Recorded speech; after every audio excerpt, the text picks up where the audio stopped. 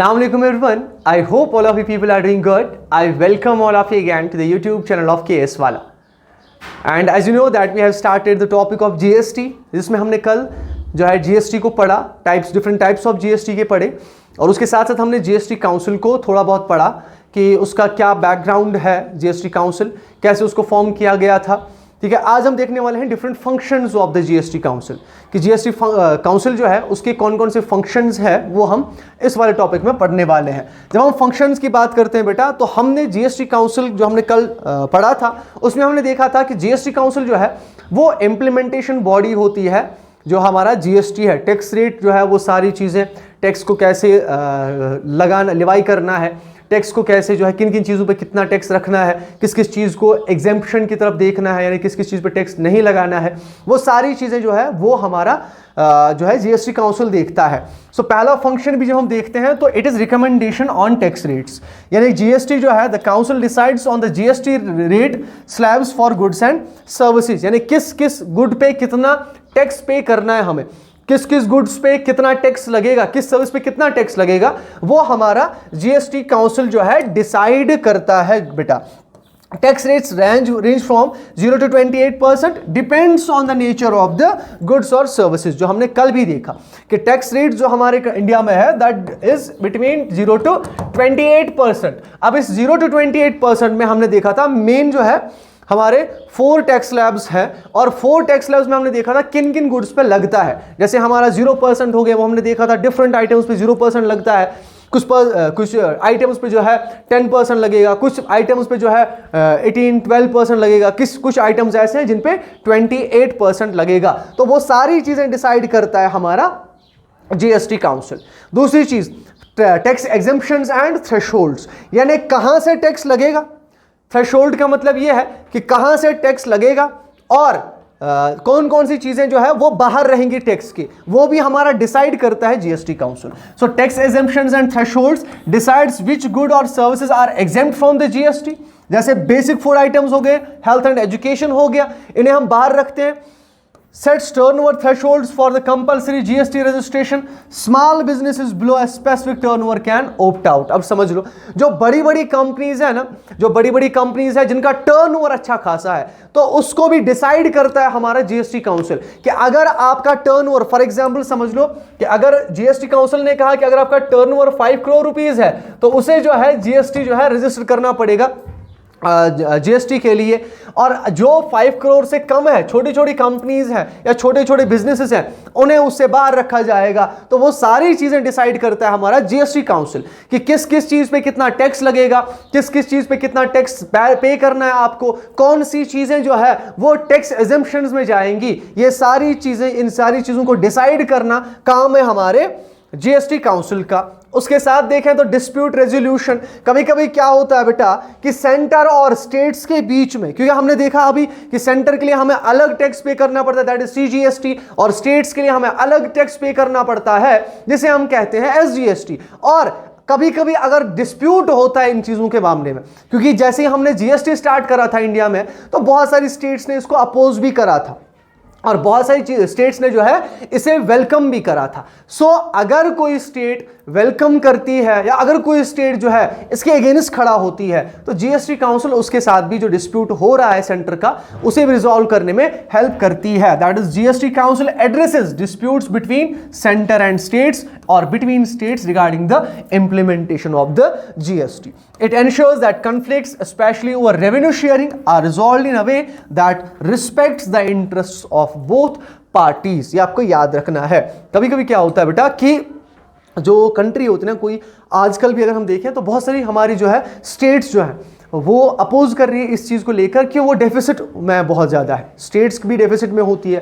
ठीक है, सो होता क्या है कि स्टेट्स जो है मांगती है शेयर ज़्यादा अपना, कि जो हमने जो हमने जीएसटी लगाया हुआ है उस जीएसटी को शेयर ऐसे किया जाए कि ज़्यादा शेयर स्टेट को मिले और कम शेयर सेंटर को मिले। तो ऐसे डिस्प्यूट्स होते रहते हैं हमारी कंट्री में, उन डिस्प्यूट्स को रिजॉल्व करना काम होता है हमारे जीएसटी काउंसिल का।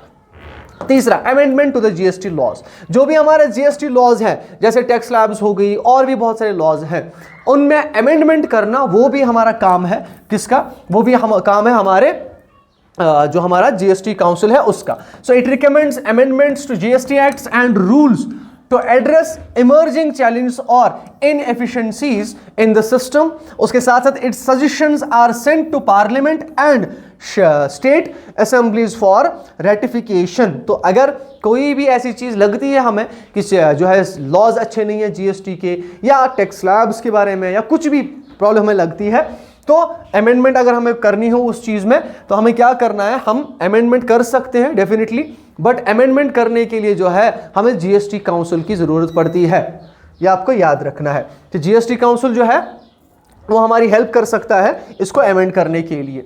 The other thing is revenue compensation to states, कि स्टेट्स को कितना कंपनसेशन मिलेगा।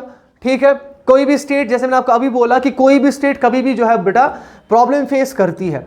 सो अगर वो प्रॉब्लम फेस कर रही है ड्यू टू जीएसटी इंप्लीमेंटेशन, अगर किसी स्टेट का हुआ लॉस, तो उसको जो है रिकम्पनसेट करना वो काम है हमारे GST Council का. So to ensure that states does not suffer revenue loss due to GST implementation, the Council recommends as an compensation mechanism. ठीक है, initially this compensation was guaranteed for 5 years, that is 2017 to 2022.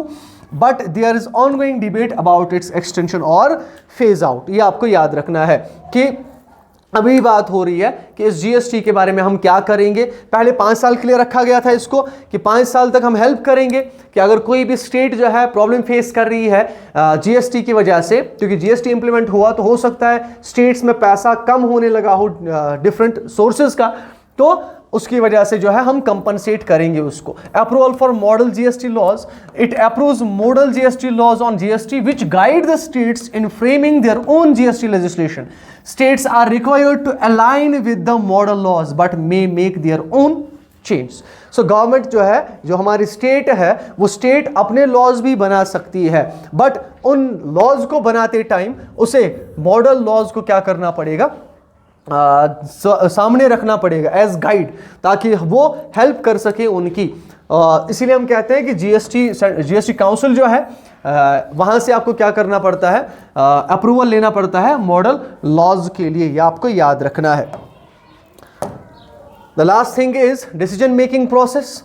सो जो हमारा GST council है बेटा, ये decision भी लेती है। डिसीजन कौन से डिसीजन, कैसे डिसीजन लिए जाते हैं हमारे जीएसटी काउंसिल में, हमने जीएसटी काउंसिल देखा था कि डिसीजंस या अमेंडमेंट्स अगर हम देखें कैसे लाए जाते हैं, जो मेंबर्स हैं वो कैसे किसी भी चीज़ को जो है अगर मेंबर्स आधे जो है वो मान नहीं रहे हैं, आधे मान रहे हैं, तो कैसे डिसाइड किया जाए कि लॉज को शिफ्ट कैसे किया जाए, चेंज कैसे किया जाए, वो सारी चीज़ें। सो डिसीजन मेकिंग प्रोसेस में क्या होता है, कंसेंसस बेस्ड डिसीजन, सबसे जो है राय ली जाती है। Most decisions are made by consensus. ठीक है, सबसे पहली चीज़ हम पहले कंसेंसस करते हैं, दैट इज मशवरा एक दूसरे से।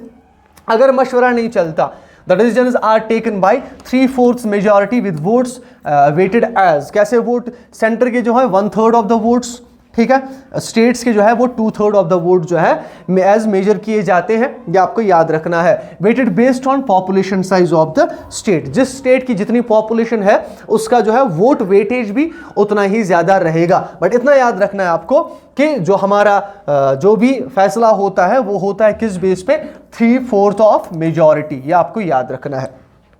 सो if a state has larger population its voting power will be higher, ये आपको याद रखना है। ठीक है, The last thing is significance of the GST Council, कि जो भी GST Council हमारा है बेटा उसकी सिग्निफिकेंस क्या है। ठीक है, क्या क्या वो काम करती है। सो प्रमोट्स कोऑपरेटिव फेडरलिज्म, ये आपको याद रखना है पहले। क्यों? The council ensures joint decision making, अभी हमने देखा between states and centre, reinforcing the spirit of cooperative federalism. So हमने अभी देखा कि कंसेंसस की जाती है किसी भी लॉ को चेंज करने के लिए, अमेंड करने के लिए, कोई भी फैसला लेने के लिए। अगर कंसेंसस नहीं चलती तो फिर वोटिंग होती है। ठीक है, सो उस वोटिंग का करना ही हम कहते हैं उसे हम फेडरलिज्म, कोऑपरेटिव फेडरलिज्म उसे कहेंगे हम। सो ये प्रमोट करता है कोऑपरेटिव फेडरलिज्म। दूसरा, एंश्योर्स यूनिफॉर्मिटी, सब लोग सेम है। Bye setting standard tax rates and policies the council creates a uniform tax structure across the nation. इसीलिए हमने कहा था वन नेशन वन टैक्स, कि जो जीएसटी है इट यूनिफॉर्म्स, ठीक है, ये सबको सेम करता है। क्योंकि हर एक स्टेट के लिए सेम जो है जीएसटी लगेगा और हर एक पर्सन जो भी उस टैक्स स्लैब में आता है उनके लिए भी सेम जो है टैक्सेशन सिस्टम रहेगा। डिस्प्यूट रेजोल्यूशन मैकेनिज्म की बात करें तो इसके पास एक डिस्प्यूट रेजोल्यूशन मैकेनिज्म हमने अभी देखा। The council is the final authority for resolving disputes related to GST ensuring smooth implementation. जो इसका मोर जो है सिग्निफिकेंस है और एक इसकी कि सेंटर और स्टेट्स के बीच में अगर कोई भी प्रॉब्लम होती है ये उसे सॉल्व करता है, ये आपको याद रखना है बेटा। So I hope this is all about the GST council. ये क्या क्या फीचर्स हैं हमारे जीएसटी काउंसिल के, उसके साथ साथ हमने देखा क्या क्या सिग्निफिकेंस है हमारे जीएसटी काउंसिल की, what are the functions of the GST council जो है वो हमने देखा। सो आई होप हमारा जीएसटी जो है यहाँ पे जो है कंप्लीट होता है as far as the JKSSB और अदर एग्जामिनेशंस आर कंसर्न। मिलते हैं आपके साथ नए टॉपिक में, तब तक के लिए अपना ख्याल रखिएगा, अपने घर वालों का ख्याल रखिएगा। अल्लाह हाफिज़।